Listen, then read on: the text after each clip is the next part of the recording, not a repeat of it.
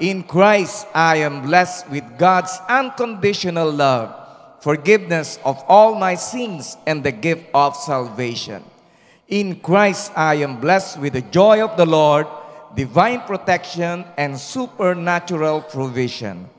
In Christ, from His abundance, I receive one gracious blessing after another to be a blessing to others.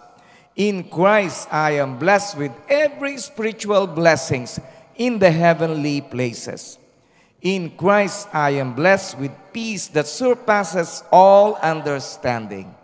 In Christ, I am blessed with the righteousness of God and the assurance of eternal life. In Christ, I am blessed with the Holy Spirit as my guide and my helper. In Christ, I am blessed with victory over sin, sickness, curses, poverty, and death. In Christ, I am blessed with the ability to do all things through Him who gives me strength. In Christ, I am blessed with wisdom, knowledge, understanding, and hunger for God's Word. Today, I'm going to receive the seed of the Word of God. My heart is prepared, my mind will be renewed, and my life will never be the same. I will get stronger, wiser, and better to live a life of victory, success, and significance, all for God's glory. Father God, once again, we just want to thank you for this wonderful opportunity to gather once again together with your loving children. At muli, Panginoon, gamitin mo lamang ako as your mouthpiece. Hayaan mo, Panginoon, na that your word will freely flow from my mouth. Oh, Holy Spirit, continue to be with us. Let there be a mighty, strong conviction, correction sa aming pong part. O God, patuloy mo kaming baguhin, itama ng ayon sa iyong wangis at sa iyong kaluwalhatian lamang. Once again, we thank you, we honor you, and we're expecting, Lord God, more of you in our life. In Jesus' name we pray. And everybody says, Amen and Amen and Amen and Amen. Sige po, we can all be seated in the presence of God. Alam niyo po, ilang araw na lamang po, magse-celebrate na po tayo ng ating pong anniversary. Amen. Palakpak po natin ng Panginoon. Okay. And then why we celebrate? Bakit po kinakailangan po natin mag-celebrate? Of course, it is a part of our gratitude. Hindi ka ba nagpapasalamat? 11 years ka na sa Macau. Di ba? Iba po sa inyo kung bago pa lamang po kayo. 5 years or 6 years. Di po ba? And then of course, the church was used by God para mapagpala ang buhay mo. Tama? Hindi ka namatay nung nagka-COVID. Tumaba ka pa nga. Di po ba? Di po ba? So it's very, very important for us to celebrate the goodness of God in our life. And ano pa po, why we are celebrating anniversary? Of course, to learn from our mistakes. Kung nagkamali na tayo noon, itama na po natin. Kung alam mo na hindi maganda, hindi nalulugod ng Panginoon sa mga ginawa mo, of course, itama na po natin. Then ano pa po, why do we celebrate? Of course, to have a renewed vision. Di po ba, pagka New Year, ang dami ninyong resolution. Okay, pero anong nangyari? Naging konsumisyon. Okay? Kasi hindi naman po nagkaroon ng pagbabago, hindi po ba? And then of course, as we celebrate our anniversary, we have to embrace change. Dapat anuhin po natin ang pagbabago. Okay? Yung magandang pagbabago, ha? Okay? Amen? And then of course, we have to commit ourselves to prayer para po mas lalo po tayo makahingi ng guidance sa ating po. Panginoon, kung na talaga yung gusto po natin sa ating pong buhay, gusto niya sa ating pong buhay. Sino po dito yung gusto niyo maging maganda kinabukasan ninyo? All of us, tama po ba? Hindi naman kayo pupunta ng Macau para mas lalong maghira, para mas lalong maging malulungkutin, para mas lalong maging masasakitin. Hindi po ba? We all came here Macau, and of course, we always come to God to receive His blessings from Him. Okay? And then another thing po, why we celebrate anniversary, we celebrate milestone. Hindi po ba? So just imagine, naka 11 years na po tayo. Nung unang doon po tayo sa maliit na lugar. Ngayon, nasa malaki na tayo. Di po ba? Noon, ang gamit lang po natin, pamaypay. Pero ngayon, naka-aircon ka na. Di ba? Hindi ka na pinapawisan. Okay? Amen? Maganda kang pumasok, maganda ka pa rin lalabas. Okay? Amen? So ngayon po, let's talk about remembering God's faithfulness. Yun po yung napakahalaga, yung palagi po tayo napapalahanan ng kabutihan ng Diyos sa ating pong buhay. Napapaalalahanan po tayo ng Kanya pong katapatan. Tama po? Sometimes po, tayo po ay, minsan po, hindi po tayo nagiging matapat sa mga bagay na pinagkatiwala niya po sa atin. Sa pera, sa trabaho, sa oras. di po ba, sa mga responsibilidad po natin. Pero ang Diyos sa sinasampu po natin ay palagi pong nananatiling tapat. Amen? And then celebration is a part of being reminded. Dito po tayo napapaalalahanan sa katapatan ng ating po Panginoon. Meron po bang, is there a time in your life that you became unfaithful to Him? Parang kalahati lang yung nagsasabi ng totoo, Okay? Amen? Di po ba? There's a lot of time, hindi lamang po isang beses. Minsan po marami pong pagkakataon that we became unfaithful unto Him. Sa pagbabasa ng salita ng Diyos, sa pananalangin, sa pag-church, sa ating pong giving, sa ating pong offering, hindi po ba? Sabi mo, palagi nung nagkatrabaho ka, sabi mo, talagang hindi na ako sasablay ng pag-attend sa church. Pero palagi ka pa rin late. Sabi mo nga sa ibo, wala dito yung sinasabi ni Pastor. Amen? Di po ba? So how is God faithful in your life? Paano po ba naging tapat ang Diyos sa inyo pong buhay? Naalala niyo po? Okay, hindi po ba? Bakit po kaya tayo palagi pong pinaalalahanan? Kasi po ang tao po may amnesia. Ang dali pong makalimot, hindi po ba? Yung inutangan ka, hindi ka na naalala. Hindi po ba? Nadali pong nakalimot. Hindi po ba? So it's very, very important for us. Palagi rin po nating maalala ang kabutihan ng Diyos sa ating pong buhay. Kaya nga po, palagi po natin tinuturo na sa umaga pa lamang tayo magpasalamat na dahil nagising ka. Tama? Nagising ka kaninang umaga. Alam niyo po, kanina po, ginising ako. 3 beses ako nagising. Okay, bakit? Yung alaga po naming poodle. Okay? Kumahul lang 2:00, kumahul lang 4:00, kumahul ulit ng 6:00. So 3 times, kaya tuloy, ayun si Sister Estela, medyo napuya tumina ang kanyang immune system. Amen? So, praise God. So, hindi po ba, napaka-faithful ng Panginoon sa ating pong buhay. Habang papunta ka dito, hindi ka nabagsakan ng paso, hindi ka naipit ng lip yung ulo mo, hindi po ba? Praise God. Kaya po, ligtas ka. Tama po ba? Kaya po, it's very, very important for us to always remember the faithfulness of God in our life. Alam niyo po, in the book of Lamentations, chapter 3, 22 and 23, sabi ito, because of the Lord's great love, we are not consumed. So ano po ibig sabihin ng consume?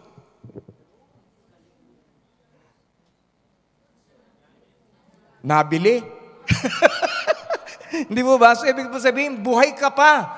Ayun na ibig sabihin nun, hindi po ba? Nakakatuwa dahil sa dami po ng mga pagkakamali po natin, nandun pa rin yung kanya pong napakalaking pag-ibig at tayo po ay hanggang sa mga sandaling ito ay malakas pa rin, buhay at humihinga. Hindi po ba? Why? Because His compassions never fail. Yung kanya pong kaawan ay hindi po nagfe-fail. Tama po. And then, they are new every morning. Sa bawat umaga. Hindi po ba? Nakaka-bless isipin na yung mali natin ngayon and then bukas ng umaga, hindi po ba? Meron siyang panibagong pag-ibig na nakalaan sa iyo, panibagong favor. Hindi po ba? Kaya po talaga pong napakalaki ng kabutihan ng Panginoon sa ating pong buhay. Kung mapapansin po natin, sabi ito, great love. Hindi lamang po love. Hindi po ba? Hindi lang po basta-basta pag-ibig yan. Kundi malaking pag-ibig ang binigay ng Panginoon sa bawat sa atin. And then, ang kanya po pag-ibig is the foundation of His faithfulness. Yun po yung pundasyon ng kanya pong pananampalataya. Tama po? So, dapat po palagi pong magkasama yun, yung love and faithfulness. Hindi po pwede sabihin, love mo ang isang tao, pero hindi ka naman faithful. Tama? So, dapat palagi pong magkasama yun. Ayun ang tinuturong pag-ibig po sa atin ng Diyos. Kaya po, despite of our failure and sometimes displeasing God, di po ba? Hindi po mababago ang nature ng Diyos. He remains faithful. Okay? Amen? So, kaya po patuloy po natin siyang pasalamatan sa Kanya pong. So, what do we have to do? Ano po ba yung dapat po natin gawin? We have to trust in His faithfulness. Tayo po yung magtiwala sa Kanya pong katapatan. And then as much as possible, yun po yung ipanalangin po natin na tayo po yung matutong maging tapat na katulad po niya. Kaya po ba natin panalangin yun? Sabihin nga po natin, Lord, teach me to become faithful just like you. Amen, amen. Sige, humingi katabi mo, sabi mo, narinig ko yan, ha? Ayan. Okay, narinig ko yan, sinabi mo yan. And then, sa 2 Timothy 2:30, sabi ito, if we are faithless, minsan kahit na tayo po wala pong pananampalataya, Wala po tayong pananampalataya sa kanyang po mga pangako. Wala po tayong pasensya na maghintay sa kasagutan ng ating mga panalangin. Hindi po ba? Pero nananatili pa rin po siyang tapat sa bawat sa po sa atin. Amen? For He cannot disown Himself. Dahil yun po yung kanya pong nature. Tama? And bilang mga anak ng Diyos, sino po yung anak ng Diyos dito? Okay, bilang anak po ng Diyos, and we are calling our Father, a faithful Father, dapat din po maging ganun din po ang bawat sa po sa atin. Okay? So of course, it's not easy. Hindi po madali. Hindi po madali ang pinag-uutos ng Diyos. Kaya nga po meron po tayong panalangin. Okay? If we really desire to become more and more like Him, we will continually pray. We'll continually na talagang ilaban po natin sa pananalangin at sa talagang paghingi sa Kanya ng tulong ng Banal na Santong Espiritu na tayo po maging tapat na katulad po niya. So, ano na po ba yung dapat po natin gawin? Remembering God's faithfulness in times of need. Alalahanin po natin siya sa panahon na ang Kanya pong katapatan na dumating na po ba tayo na tayo po yung nangangailangan? Pero nasagutan po ng Panginoon ang inyo pong pangangailangan. Nagkasakit ka, gumaling ka. Nawalan ka ng trabaho, nakasumpong ka uli ng bagong trabaho. Tama po ba? And then, nagutom ka, may nagyayasa yung kumain. Hindi po ba? Ang katabi mo, mukhang hindi nagugutom niya, laging busog. Okay? So, remembering God's in times of needs. Hindi po ba? Meron po tayong mga pangangailangan, emotional, meron po tayong pangangailangan na, and especially spiritual. Kailangan po natin doon. Palagi po natin ilalahanin ang katapatan ng Diyos sa pagka tayo po ay nangangailangan. Amen. Minsan po napapalala. Alam niyo po, minsan ba't kayo kinakapos? God would like to remind you. Nais ng Panginoon na palalahanan ka. Na nung minsan na nangyari na sa'yo, na kinapos ka, siya yung sumagot sa'yo. Nung minsan na ikaw ay nagkasakit, siya yung nagpagaling sa'yo. Nung minsan na ikaw ay nanghihina, siya yung nagpalakas sa'yo. Hindi po ba? Kaya po, sometimes, inuulit ng Panginoon, hinayaan ng Panginoon na maulit sa iyo yung kabanata ng buhay mo para mauntog ka na. Okay? Kung hindi, si pastor na mag-uuntog ng ulo mo. Okay? Hindi po ba? So it's very important for us to remember God's faithfulness na pagka nangangailangan ka, hindi po ba? Let's continue to be reminded that during those times that we are that we have needs, na meron po tayong mga pangailangan, ang Diyos ay hindi nagkulang po sa atin. Okay? Kaya po sa Psalms 46 verse 1, sabi dito, God is our refuge and strength. Okay? Sabi mo, si Lord ang ating kalakasan. Okay, amen. Ito dapat po natin palaging tandaan. God is our refuge and our strength. Di po ba napakahalaga po na palagi po tayong humihingi ng protection sa ating po Panginoon? Kasi po, ewan ko kung naalala niyo po yung news na kung saan ay meron pong nagmamaneho na nasagasaan yung napakaraming motor. At pagkatapos po nun, yung isa, kukunin lang yung kanyang tapaw box, yung kanya pong pagkain, ay naipit. Sagasaan. Okay? So, ibig sabihin, hindi po ikaw nag-iingat ka, pero yung iba naman hindi nag-iingat. Di po ba? Kaya po napakahalaga that we should always pray for our protection. Okay? Alam niyo po ba na napakarami pong aksidente sa pedestrian lane?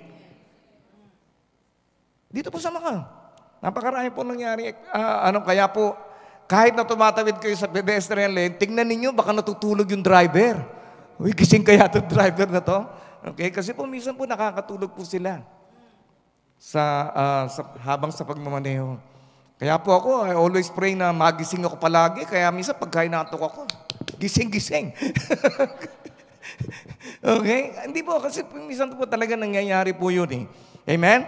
Hallelujah. Lalo na po, pero dito po sa church, wala pong natutulog. Tama? Okay, kundi sasampalin ko rin eh. Okay. Binula po, ano po? So ito, God is our refuge and our strength. Kaya po napakahalaga na palagi po natin palalahanan natin sa sarili na kinakailangan po natin ng kalakasan. Minsan kailangan po natin hindi lamang po yung kalakasan ng tulog o sakain. We need some supernatural strength. Okay? Amen. Lalo-lalo na yung mga nagtatrabaho sa hotel, nagtatrabaho sa arawan. Hindi ba ba? Ayan, si Cherry, sabi niya kanina, dami rin niyang ginawa kanina. Okay? Pero hindi man halata eh. Maganda ka ba rin, sis? Amen. At ang nakakatuwa po nun, ang ating po Panginoon is always present in times of trouble.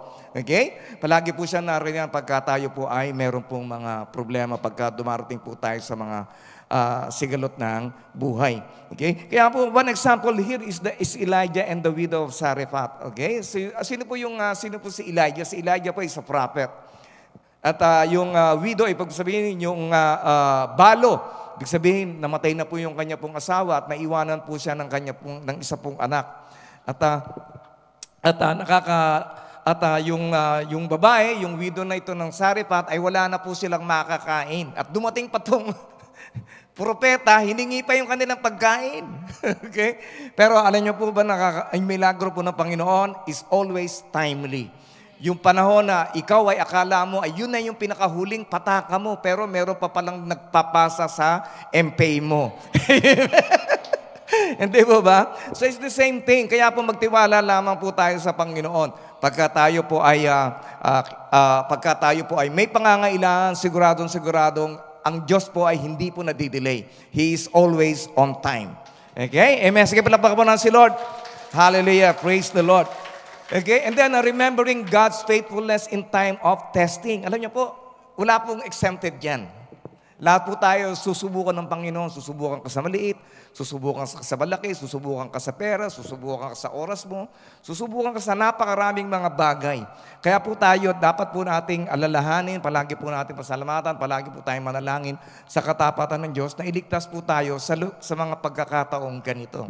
Alam niyo po ba, when you enter into the door of temptation, ano ba nangyayari? Mahirap ka na lumabas. Pumasok ka eh.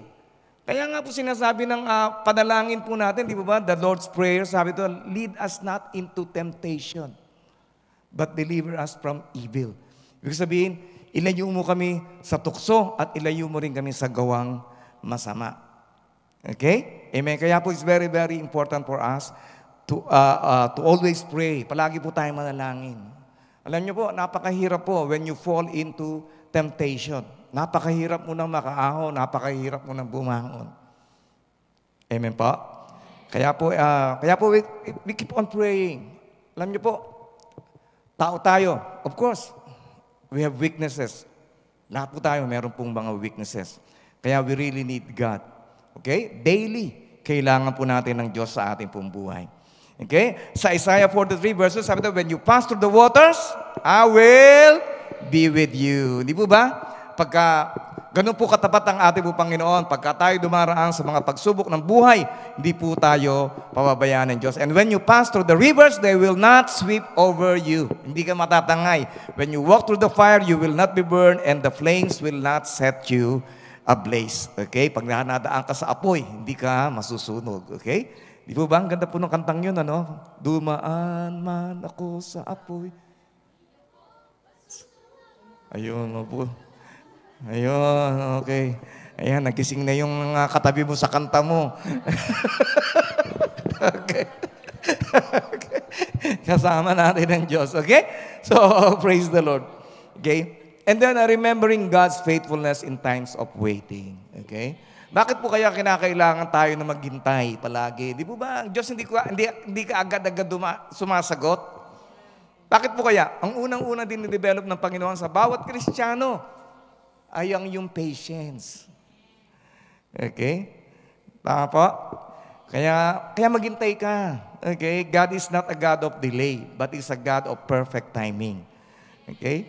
Kasi po, alam niyo po, ang pagpapala na natanggap mo ng maaga, minsan po ay hindi po nagiging pagpapala, ito po ay nagiging sumpa. Bigyan ko example. Okay? Sino dito yung may mga anak? Okay, yung anak mo, 5 years old. Limbawa, Sister Ruby, 5 years old yung anak mo. Okay? And then, araw-araw, binibigyan mo ng 1,000 piso. Baon niya. Okay? Hindi po ba? So, ano mangyayari po sa kanya? It's either na araw-araw umiiyak yan. Bakit? Ninakaw yung baon niya. Di ba? O baka mamaya dumating yung oras, ang yaman ng mga magulang nito. Makidnap nga ito. Hindi po ba?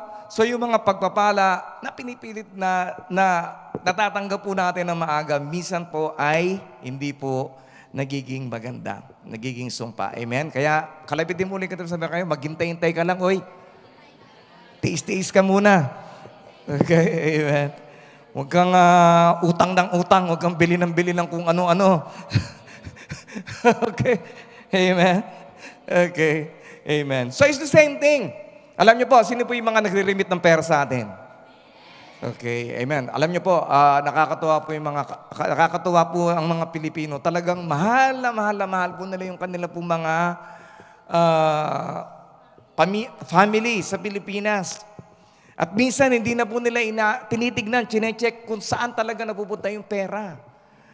Tama po? Pagka nagpaladala ka ng malaki, ano nangyayari? May naiipon ba sila? Ubos. Pagka konti, kulang din. Hindi po ba? Meron nga po kinukwento Sister Helen. Padala po ng padala, sabi, bibili rin ng jeep. So, inutang yung 2 buwang sweldo niya sa amo niya para merong ma-deposit doon sa jeep na sinasabi. Pagkatapos, laro ang jeep lang po pala. Wala po palang jeep na inaasahan. Amen? So, medyo mga kapatid, mga minamahal mga bagulang, kapatid. So, tingnan po natin. Checkin din po natin. Maging marunong po tayo. Tsaka at the same time, wag yung lahat. Dapat nag-iipon ka rin. Sabi mo nga sa tayo, mag-iipon ka rin. Okay? Mag-iipon ka rin. Okay, kasi ayaw mo na ma-disappoint ka na pag uwi mo, wala naman pala yung lahat ng pinadala mo ay saan po napunta? Wala. Okay? Amen. So, alam niyo po in Romans 8:20, but if we hope for what we do not yet have, we wait for it patiently. Okay? So, sino po dito yung you want to have a good financial foundation? Alam niyo po, if you want to have a good financial foundation, unang-unang dapat ninyong iwasan ay mangutang. Okay? Wala na akong kapatid dito. Okay? Amen? Yung talagang pundasyon po ng matibay na finances ay yung hindi ka na nangungutang. Kaya si Apostle very, very strong po dyan eh. Na huwag ka nang mangungutang, huwag ka mangungutang. Okay? Bakit? Ayaw na mga pastor ninyo, ayaw ni Apostle, ayaw ko na kayo po ay palagi pong nasa baba. Na palagi kayong walang-wala. Okay? Okay. Kaya kurtin mo nga ng medyo malakas-lakas yung katabi. Sabi mo, kaya ko, mag-ipon-ipon ka na, ha? Okay. Okay.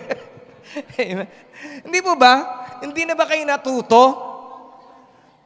Ang tagal ninyo nagtrabaho, nagka-COVID, napauwi kayo, and then naubos, and then nandito na naman kayo. Gusto nyo po bang maulit-uli yung chapter ng buhay ninyo? Amen? So wag na po nating ulitin yung chapter ng buhay po natin. Okay? So then Isaiah 40 verse 31, but those who hope in the Lord will renew their strength. They will soar on wings like eagles. They will run and not grow weary. They will walk and not be faint. So yun po yung mga nagtitiwala sa ating po Panginoon. Na hindi ka madaling mapagod, hindi ka madaling magsawa, hindi ka madaling mainip, hindi ka madaling mabore, okay? Hindi ka madaling magtampo. Hindi mo ba? Yung handa kang maghintay, yung kontento ka kung nasa saan ka ngayon. Okay? And then remembering God's faithfulness through Jesus Christ. Alalahanin po natin palagi ang katapatan ng Panginoon nung isugo po niya ang kanya pong kaisa-isang bugtong na anak na namatay po sa bawat po sa atin. Amen? So always remember the faithfulness of God. Na kahit na tayo makasalanan, na kahit na tayo suwail, na kahit na tayo matigas ang ulo, na kahit na po tayo, minsan ay kung ano-ano mga kabulastugan ang pinaggagawa po natin, pero ganun pa man, ang Diyos po ay tapat sa bawat po sa atin sa pagsusugo ng kanya pong bugtong na anak na si Jesus sa bawat po sa atin. Amen? Alam niyo po, hindi po ginto, hindi po pilak ang binigay ng Panginoon, kundi ang kanya pong dugo. Okay, ibig sabihin, buhay po ang kanya pong ibinigay. So buhay din po ang inaasahan po niya na ialay po natin sa kanya. Okay? Sa 2 Corinthians 1:20, sabi dito, for no matter how many promises God has made, they are yes in Christ. And so, through Him, the Amen is spoken by us to the glory of God. Amen. So, mga kapatid, alam ko na marami po tayong mga pagkakamali, but this is the right time for us to correct. Ito na po yung tamang panahon para itama na po natin yung ating po mga maling gawin. Kung gusto po natin mapaayos, gusto po natin maging masaya, iasa po natin sa Diyos, hindi po sa diskarte po natin tayo liligaya. Amen? Kaya po panghawakan po natin ang pangako na Panginoon, patuloy po tayo maging tapat.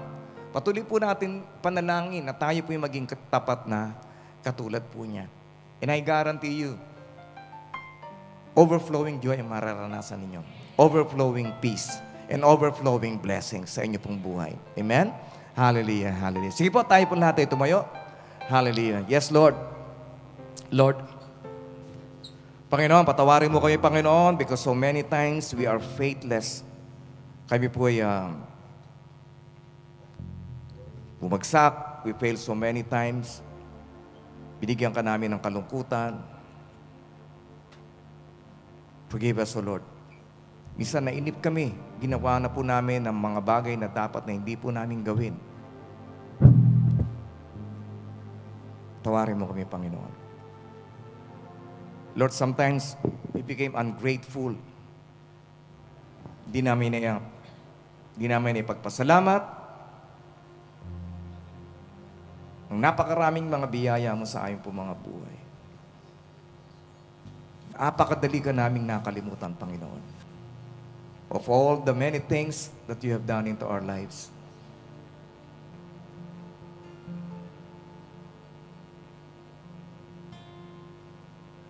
Di ka namin napasalamatan. Lord, forgive us again. Continue, Lord God, to give us a heart of gratitude. Bigyan mo kay Panginoon ng puso. Puso na palaging naalala ang kabutihan mo sa aming mga buhay. Holy Spirit, continue to empower us. And as we sing this song to you,